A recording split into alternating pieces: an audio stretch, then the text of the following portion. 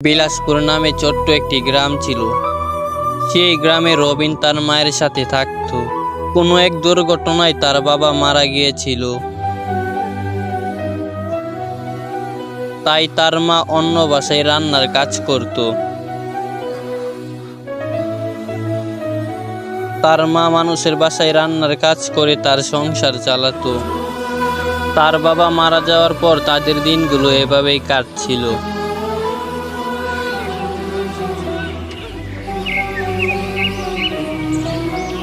একদিন হঠাৎ তার মা অনেকটাই অসুস্থ হয়ে গেল। আর কিছুক্ষণ পর রবিন তার বাসায় এসে তার মাকে এইরকম অবস্থা দেখে বলল, মা, ও মা, ওঠো, দেখো তোমার ছেলে রবিন এসেছে। তুমি এভাবে শুয়ে আছো কেন? তোমার কি হয়েছে? তুমি উঠো মা, উঠো। মা, তোমার কি হয়েছে? তুমি কথা বলছো না কেন? মা, তুমি কথা বলো।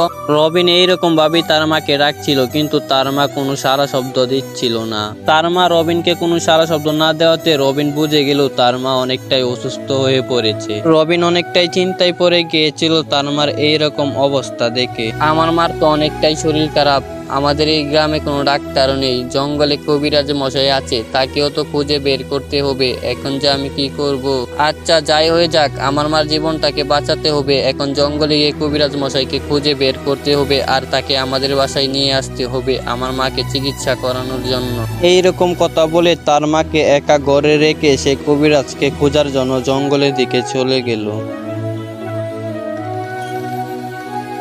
রবিন জঙ্গলের মাঝে কবিরাজকে খুঁজছিল, কিন্তু কবিরাজকে রবিন পাচ্ছিল না। রবিন আর একটু সামনে গিয়ে কবিরাজ মশাইকে পেয়ে গেল, আর রবিন বলল, কবিরাজ মশাই, আপনি এখানে? আমি আপনাকে পুরো জঙ্গল খুঁজে বেড়াচ্ছি। আপনাকে আমার বাড়িতে যেতে হবে। আমার মার খুব শরীর খারাপ, আপনি চিকিৎসা করবেন প্লিজ প্লিজ। আমার মার অনেকটাই শরীর খারাপ, তাড়াতাড়ি চলেন কবিরাজ মশাই। এইরকম কথা শুনে তখন কবিরাজ বলল, আচ্ছা, তুমি কি বলতে পারবে তোমার মার কি অসুখ হয়েছে? জানলে আমার জন্য অনেকটাই ভালো হতো, আমি ওষুধ দিয়ে দিতাম।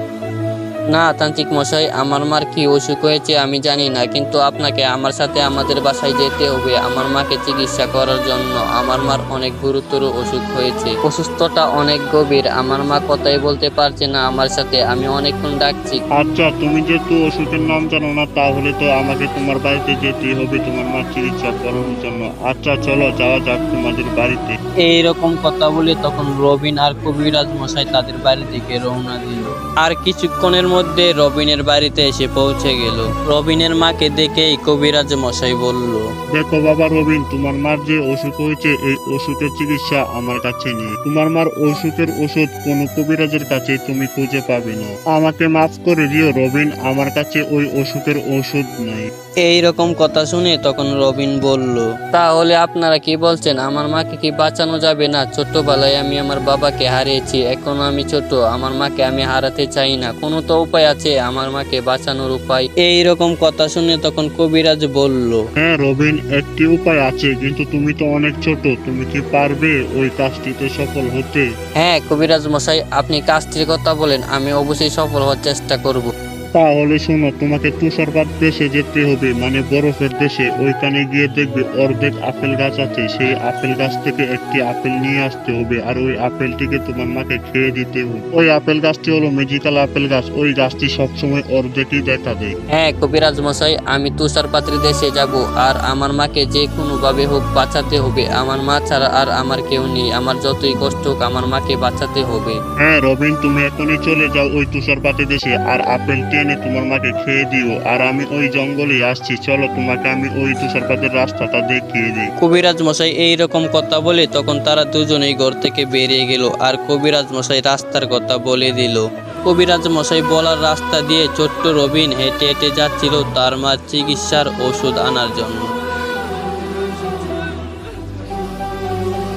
রবিন কিছু দূর যাওয়ার পর সে বড় সমুদ্র দেখতে পেল, আর সেখানেই দাঁড়িয়ে পড়ল।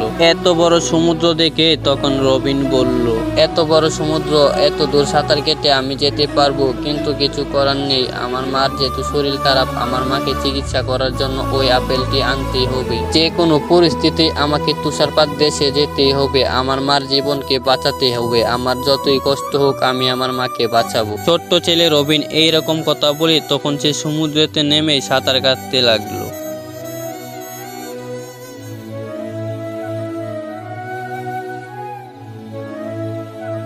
রবিন সাঁতার কাটতে কাটতে সমুদ্রের মাঝখানে চলে আসলো। রবিনের অনেকটাই কষ্ট হচ্ছিল এত পানিতে সাঁতার কাটতে, কিন্তু তার কিছু করার ছিল না, তাকে তো তার মাকে বাঁচাতেই হতো।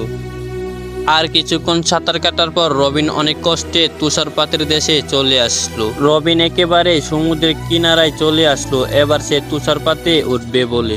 রবিন সমুদ্র থেকে উঠে বরফের এলাকায় সেই আপেল গাছটি খুঁজছিল, কিন্তু রবিন আপেল গাছটি খোঁজার পর কিছুক্ষণ পরে সেই জাদুর আপেল গাছটি পেয়ে গেল। আর রবিন বসে বলল, হে জাদুর আপেল গাছ, আমি অনেক কষ্টে তোমার দেশে এসেছি তোমার কাছ থেকে একটি আপেল নেওয়ার জন্য। তুমি কি আমাকে একটি আপেল দিবে আমার মার প্রাণ বাঁচানোর জন্য?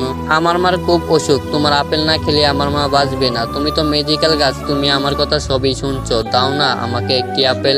আমার মাকে তোমার গাছের আপেল না খাওয়ালে যে আমার মাকে বাঁচানো যাবে না। প্লিজ আমাকে দয়া করে তোমার একটি ফল আমাকে দিয়ে দাও। আমি ছোট্টবেলায় আমার বাবাকে হারিয়েছি, এখন এত ছোট থাকতে আমার মাকেও হারাতে হচ্ছে। হে দয়ালু ম্যাজিক্যাল গাছ, তুমি আমাকে দয়া করে তোমার একটি ফল আমাকে দিয়ে দাও। আমার কেউ নেই, আমার মা মরে গেলে আমি কার সাথে বাঁচবো? ছোট্ট ছেলে রবিনের মুখে এইরকম কথা শুনে তখন ম্যাজিক্যাল আপেল গাছের অনেক দয়া হলো, আর সে একটি আপেল তার কাছে ছুঁড়ে মারলো। গাছ থেকে তার কাছে আপেল এসে পড়েছে। রবিন তো আপেল দেখে অনেকটাই খুশি হয়ে গেল। এরপর রবিন তার মায়ের চিকিৎসার জন্য সেই আপেলটিকে নিয়ে সেখান থেকে চলে আসতে লাগলো। রবিন তুষারপাতে যেভাবে গিয়েছিল সে তাড়াহুড়া করে আবার সেভাবেই ফিরে আসছিল। রবিন তার মাকে বাঁচানোর জন্য সমুদ্রে উড়াঝোড়া সাঁতার কেটে তাড়াতাড়ি করে বাড়িতে ফিরছিল। রবিন অবশেষে বাড়িতে ফিরে আসলো, আর রবিন তার মাকে যেভাবে রেখে গিয়েছিল সেভাবেই সে শুয়ে আছে। রবিন বলল, আগো তোমার অনেক কষ্ট হচ্ছে আমি জানি, কিন্তু তোমাকে আর শুয়ে থাকতে হবে না। আমি তোমার চিকিৎসার ওষুধ নিয়ে এসেছি, এখন তোমাকে এই আপেলটি খেয়ে দিলে তুমি সুস্থ হয়ে যাবে। আমি এখনই তোমাকে এই আপেলটি খাওয়াচ্ছি। এইরকম কথা বলে তখন ছোট্ট রবিন আপেলটি তার মাকে খাইয়ে দিল। আর আপেল খাওয়ানোর পর কিছুক্ষণ পর তার মা উঠে বসে পড়লো। এরপর তার মা বলল, কি হয়েছিল রবিন আমার? আর তুই বাবা কোথায় ছিলে? এতক্ষণ আমার কাছে ছিলি না। আর আমার কি হয়েছিল? তুই কোথায় গিয়েছিলি? কি হয়েছে বাবা রবিন? তোকে অনেকটাই ক্লান্ত দেখাচ্ছে, তুই এত ক্লান্ত কিভাবে হলে?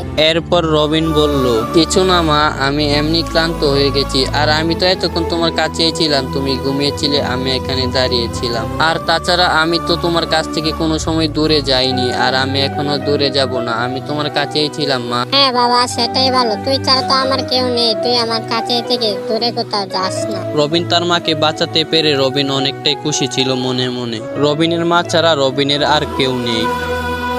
তো ভিউয়ার্স, আজকের মতো এখানেই বিদায় নিচ্ছি। আর যেহেতু কার্টুনটি মোবাইলেরই, তাই এতটাও প্রফেশনাল হয়নি। আপনাদের কাছে ভালো লাগলে কমেন্ট বক্সে বলে যাবেন। তো আজকের মতো এখানেই বিদায় নিচ্ছি। সবাই ভালো থাকবেন, নিজের খেয়াল রাখবেন। আল্লাহ হাফেজ।